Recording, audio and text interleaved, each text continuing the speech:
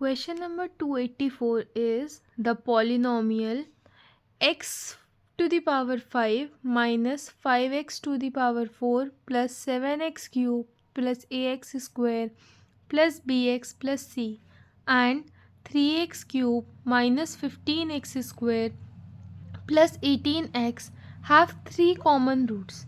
ठीक है, दोनों इक्वेशंस के कॉमन रूट्स हमारे पास 3 दे रखे हैं. Then the value of A B and C are.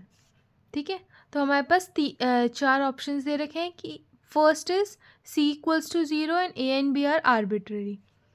B is a is equals to -5, b is equals to 6 and c is equals to 0.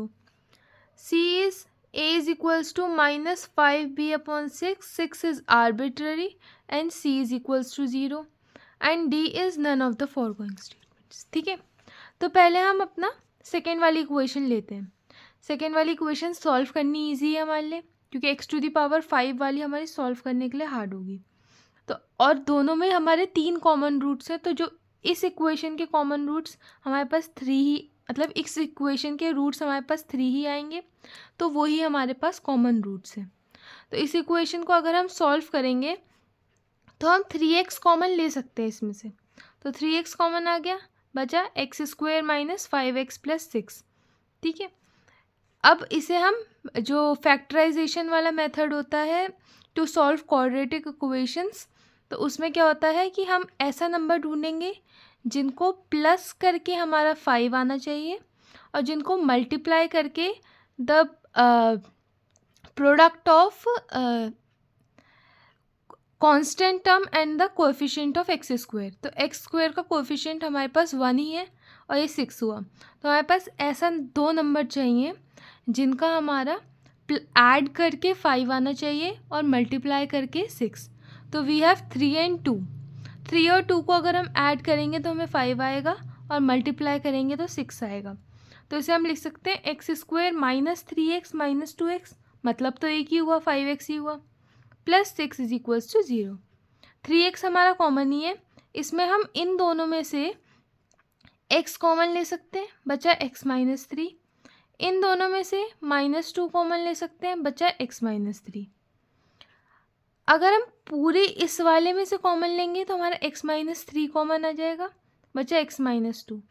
3 इधर 0 के साथ चला जाएगा, 0 हो जाएगा, हमारे पास बचा x minus 3, x minus 2 is equal to 0.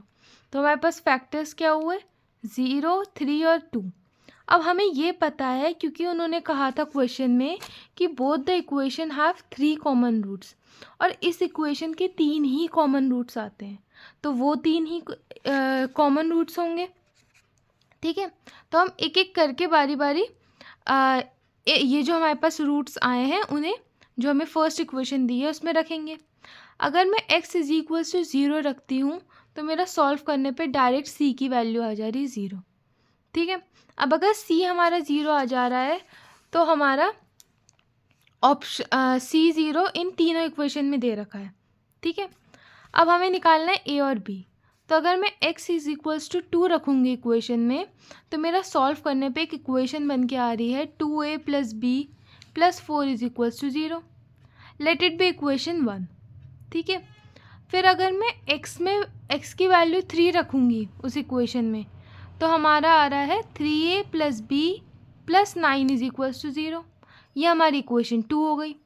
अब इन दोनों को अगर मैं सॉल्व करूँगी तो ये हमारा आ रहा है, दोनों को सॉल्व करने पे थ्रू एलिमिनेशन मेथड, जो कि हम 2 वेरिएबल्स के लिए यूज़ करते हैं.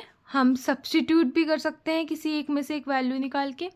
ठीक है, अगर हम एलिमिनेट करेंगे तो अगर सेम साइंस होते हैं तो हम माइनस कर रहे हैं इसे. ठीक है, माइनस में साइन चेंज हो जाते हैं. तो इसे सॉल्व करने पे हमारी a की वैल्यू आ रही है -5 और हमारी b की वैल्यू आ रही है 6. अब a -5, b 6 और c हमारा 0 आ रहा था. ठीक है, तो हमारा करेक्ट ऑप्शन क्या होगा, a is equals to -5, b is equals to 6 and c is equals to 0. तो ऑप्शन बी करेक्ट हुआ.